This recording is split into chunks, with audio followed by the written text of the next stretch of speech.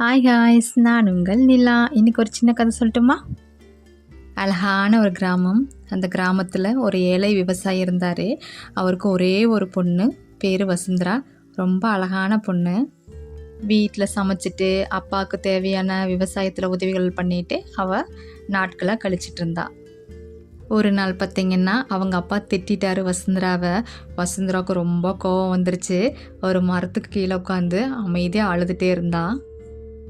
அப்பாவுக்கும் ரொம்ப கஷ்டமாக இருந்தது. தன் மகளை திட்டோமேன்னு சொல்லிட்டு, அம்மா இல்லாத பொண்ணு நம்ம போய் இப்படி திட்டுமே, சரி நம்ம சமாதானப்படுத்தலான்னு சொல்லிட்டு அப்பாவும் வசுந்தராவை சமாதானப்படுத்திகிட்டே இருந்தார். ஆனால் வசுந்தரா அழகி நிப்பாட்டவே இல்லை. நீங்கள் போங்க, நான் கொஞ்ச நேரம் இங்கே இருந்துட்டு வரேன், நீங்கள் போங்க போங்கன்னு சொல்லிட்டா. சரி அப்பா சரி சமாதானம் ஆகட்டுங்கிறதுக்காக அவர் வீட்டுக்கு கிளம்பிட்டார். இந்த பொண்ணு தோட்டத்திலே உட்காந்துருந்தா. அப்போது மரத்துக்கு கீழே ஏதோ மின்ற மாதிரியே இருந்தது. வசுந்தரா உடனே அதை குழி பறித்து பார்த்தா அங்கே ஒரு கண்ணாடி இருந்தது. கண்ணாடி ரொம்ப அழகாக இருந்தது. அந்த கண்ணாடி ரொம்ப வேலைப்பாடுகள் செஞ்ச மாதிரி இருந்தது. ரொம்ப அழகாக இருந்தது. ஆனால் அதில் நிறைய மண் துகள்கள் சேர்ந்துருந்தது. உடனே வசுந்தரா அது எல்லாமே நீட்டாக க்ளீன் பண்ணான். கண்ணாடியில் தன் முகத்தையும் பார்த்தா. கண்ணாடியில் தன் முகம் ரொம்ப பேரழகாக தெரிஞ்சது. கண்ணாடியில் வசுந்தராவோட முகத்தை தாண்டி சில நிகழ்வுகள்லாம் நடந்தது. அதை பார்த்தோன்னே வசுந்தராவுக்கும் ரொம்ப பயமாயிடுச்சு. உடனே கண்ணாடியை கீழே வச்சுட்டா. கண்ணாடியில் பெரிய மழை பெய்யறதாகவும் அவங்களோட நிலங்கள் எல்லாமே அழிஞ்சு போகிற மாதிரியும் அந்த கண்ணாடியில் காட்டுச்சு.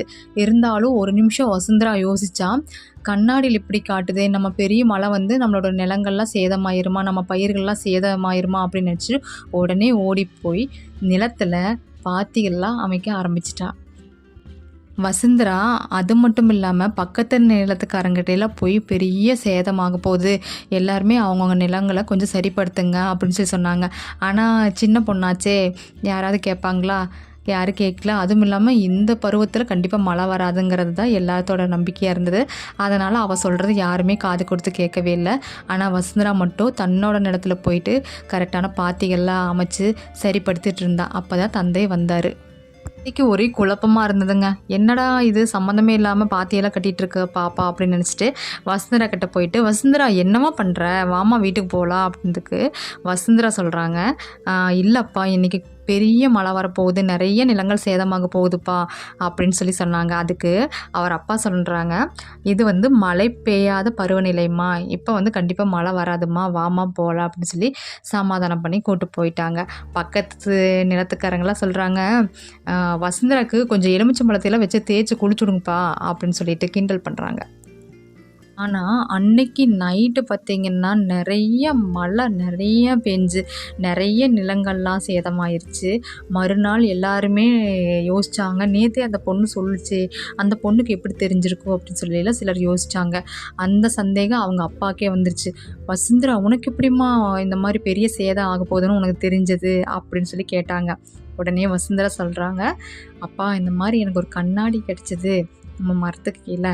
அந்த கண்ணாடியில் பார்த்தீங்கன்னா முதல்ல என்னோடய உருவம் தெரிஞ்சுது. அதுக்கப்புறம் இந்த கண்ணாடியில் இந்த மாதிரி சேதமாக போகிறதா காட்டுச்சுப்பா. அதனால தான் நான் முன்னேற்பாடாக இதெல்லாம் நான் பண்ணினப்பா.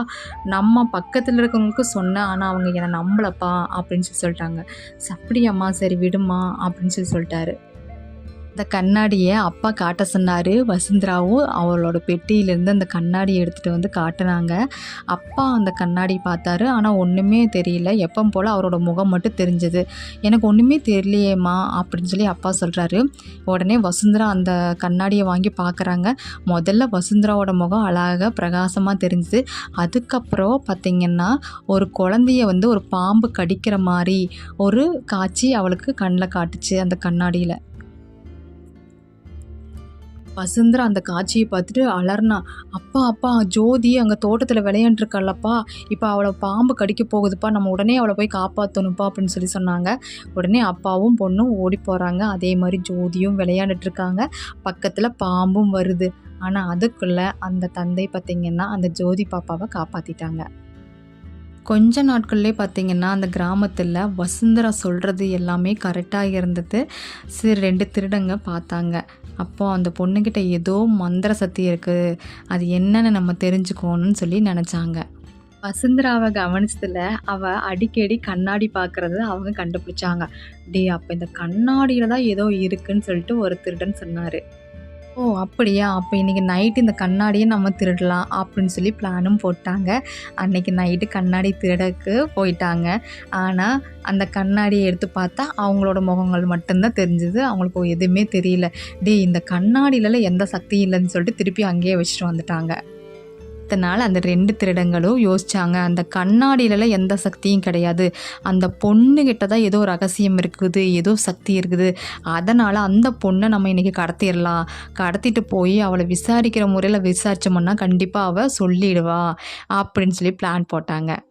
இன்னைக்கு வசுந்தரா கண்ணாடியை பார்க்குறாங்க. அதே மாதிரி வசுந்தராவோட முகம் அழகாக பிரகாசமாக தெரிஞ்சுட்டு வசுந்தரா வந்து ஒரு நாட்டோட மகாராணியாக இருக்கிற மாதிரி ஒரு காட்சி வருது. அப்போ அவங்க அப்பாட்ட சொல்லி சொல்லி சிரிக்கிறா. அப்பா இங்கே பாருங்கப்பா கண்ணாடியில் நான் பெரிய ராணியாக இருக்கிற மாதிரி காட்டுதுப்பா கண்ணாடி. இவ்வளோ நாள் கரெக்டாக தானப்பா காட்டிகிட்டு இருந்தது. இப்போ மட்டும் பாருங்கப்பா நாம் வந்து ரொம்ப ஏழை. நம்ம எப்படிப்பா ராணியாக முடியும்னு சொல்லிட்டு சிரின்னு சிரிச்சிட்டே இருந்தாங்க. அந்த காட்சியை வசுந்தரானால் மறக்கவே முடியலைங்க. அதை நினச்சி ரொம்ப சிரிச்சிட்டே இருந்தாங்க. அப்பா கிட்ட சொன்னாங்க, அப்பா எனக்கு ரொம்ப சிரிப்பாக வருதுப்பா. நம்ம எப்படிப்பா போய் ஒரு நாட்டோட ராணியாக இருக்க முடியும் அப்படின்னு சொல்லிட்டு சிரிச்சிட்டே இருந்தாங்க. அதுக்கப்புறம் அப்பா நான் தோட்டம் வரைக்கும் போயிட்டு வரேன்னு சொல்லிட்டு போனாங்க. இதுக்காகவே காத்துட்டு இருந்தாங்க அந்த 2 திருடங்க. பார்த்தீங்கன்னா தோட்டத்துக்கு போகிற வசுந்தராவை பின்தொடர்ந்து போனாங்க. கரெக்டாக தோட்டத்தில் வச்சு அவளை தூக்க முற்பட்டாங்க. அப்போ வசுந்தரா காப்பாத்துங்கன்னு சொல்லி ரொம்ப கத்த ஆரம்பிச்சிட்டா. அப்போது குதிரையில் ஒரு வாலிபன் வந்தார். வந்து அந்த 2 திருடங்களையும் அடித்தார். அப்போ பார்த்திங்கன்னா அந்த வாலிபனுக்கும் கையில் காயம் ஏற்பட்டுச்சு. 2 திருடங்களும் பயத்தில் ஓடிட்டாங்க. ஆனாலும் இவரோட கையில் அடிபட்டுருச்சு. அப்போ வசுந்தரா சொன்னாங்க, என்னை காப்பாற்ற போய் தானே உங்கள் கையில் அடிபட்டுச்சு, வாங்க நான் வந்து உங்களுக்கு முதலுதவி செய்கிறேன், எங்கள் வீடு இங்கே பக்கத்தில் தான் இருக்குது வாங்கன்னு சொல்லி சொன்னாங்க. உடனே அந்த வாலிபரும் கூடயே போனாங்க. வசுந்தரா வீட்டுக்கு அழைச்சிட்டு போய் அவருக்கு மூலிகைலாம் வச்சு மருந்து தயாரித்து அந்த காயத்துக்கெல்லாம் மருந்து போட்டா. அந்த வாலிபனுக்கு வசுந்தராவோட செயல்கள் அத்தனையுமே இப்போ ரொம்ப பிடிச்சி போச்சு. இப்போது அந்த வாலிபர் கேட்குறாரு, உன் பேர் என்ன அப்படின்னு. அதுக்கு வசுந்தரான்னு சொல்லி அழகாக சொல்கிறாங்க. வசுந்தரா திருப்பி கேட்டா, உங்கள் பேர் என்ன அப்படின்னு. அதற்கு அந்த வாலிபர் சொன்னார், என் பேர் வசீகரன் சொல்லிட்டு. சொல்ல 2 பேருமே வெக்கப்பட்டாங்க. அப்போது வசுந்தரா கேட்குறாங்க, ஆமாம் நீங்கள் எங்கேருந்து வரீங்க அப்படின்னுட்டு. வசீகரன் சொன்னார், நான் பக்கத்து அரண்மனையிலேருந்து வர்றேன் அப்படின்னு சொல்லிட்டு. ஓ அங்கே வேலை செய்கிறீங்களா அப்படின்னு கேட்டாங்க. வசீகரன் எதுவுமே சொல்லலை, சிரித்தார். நேரத்திலே பார்த்தீங்கன்னா வசுந்தராவோட அப்பாவும் வந்துட்டார். வசுந்தரா தன் அப்பாவிடம் நடந்தது அத்தனையும் சொல்கிறாங்க. தன்னை காப்பாற்றினது வசீகரனுங்கிறதும் சொல்கிறாங்க. வசுந்தராவோட அப்பா பார்த்திங்கன்னா பல தடவை கையை பிடிச்சிட்டு ரொம்ப நன்றிங்க, என்னோடய உயிரை என் பொண்ணு தான் நீங்கள் காப்பாற்றிருக்கீங்க, ரொம்ப நன்றிங்கன்னு சொல்லிகிட்டே இருந்தார். அப்போ இந்த இளைஞன் பார்த்துட்டு ஒரே வார்த்தை தான் கேட்டார், எனக்கு வசுந்தராவை கல்யாணம் பண்ணி தருவீங்களா? வசுந்தராவோட அப்பாவுக்கு சம்மதமே. உடனே அந்த வாலிபர் சொல்கிறாரு, அதாவது வசீகரன் சொல்கிறாரு, சரி நான் என்னோட தந்தை தாயோட வந்து முறைப்படி நான் பொண்ணு கேட்டு நான் கல்யாணம் பண்ணிக்கிறேன் அப்படின்னு சொல்லிட்டு போகிறாரு. இப்போ வசுந்தரா சொல்கிறாங்க, அப்பா அவர் அரண்மனையில் தான் வேலை செய்கிறார் போலப்பா அப்படின்னு. மறுநாள் பார்த்திங்கன்னா பக்கத்து நாட்டோட அரசரும் அரசியும் எல்லாருமே வர்றாங்க. அப்போ அந்த அரசி சொல்கிறாங்க, நான் வசீகரின் தாயார் அப்படின்னு. வசுந்தராவுக்கு ரொம்ப இன்ப அதிர்ச்சியாக இருந்தது. அப்போ வசீகரன் வந்து பக்கத்து நாட்டோட இளவரசரா அப்படின்னு சொல்லிட்டு. வசுந்தராவுக்கும் வசீகரனுக்கும் சீரும் சிறப்புமாக திருமணம் நடந்தது. அப்படி ஒரு நாள் பார்த்திங்கன்னா வசுந்தரா வசீகரன் கிட்ட அந்த கண்ணாடியை பற்றி எல்லாமே சொன்னாங்க. அப்போது வசீகரன் சொல்கிறாரு, அப்படியே அந்த கண்ணாடியை காட்டு நானும் பார்க்குறேன் அப்படின்னு சொல்லிட்டு. வசீகரனும் பார்த்தாரு. வசீகரன் முகம் மட்டும்தான் அதில் தெரிஞ்சுது. ஆனால் வசுந்தரா பார்த்த உடனே அவங்க நாட்டுக்கு பக்கத்து நாட்டுக்காரங்க படையெடுத்துட்டு வர மாதிரி தெரிஞ்சுது. உடனே வசுந்தரா இந்த விஷயத்த வசீகரன் கிட்ட சொல்ல, வசீகரன் முன்னேற்பாடுகாக என்ன செய்யணுமோ அத்தனை நிகழ்வுகளையும் அவர் செஞ்சார். படையெடுத்துட்டு வந்த பக்கத்து நாட்டுக்காரங்க கூட வசீகரன் போரிட்டு வெற்றியும் பெற்றார். அப்போது அரசனும் அரசியும் சொல்கிறாங்க, வசுந்தரா இந்த வெற்றிக்கு காரணம் நீதாம்மா அப்படின்னு. நீ சொன்னனால தான் வசீகரன் எல்லா முன்னேற்பாடுகளையும் பண்ணி அவன் இந்த போரில் வெற்றியும் பெற்றிருக்கிறா. அதுக்கு எல்லாமே நீ தான் காரணம். இனிமேல இந்த நாட்டோட அரசி நீதாம்மா. நாளைக்கே நம்ம மகுடம் சூடணும் அப்படின்னு சொல்லி அறிவிச்சாங்க. அதே மாதிரி வசீகரன் அரசனாகவும் வசுந்தரா அரசியாகவும் முடிசூடிட்டாங்க. கண்ணாடியில் வசுந்தரா பார்த்த அந்த நிகழ்வு இப்போது நடந்து கொண்டிருக்கிறது. வாழ்க்கை வாழ்வதற்கே வாழ்ந்து காட்டுவோம். தேங்க்ஸ் ஃபார் வாட்சிங்.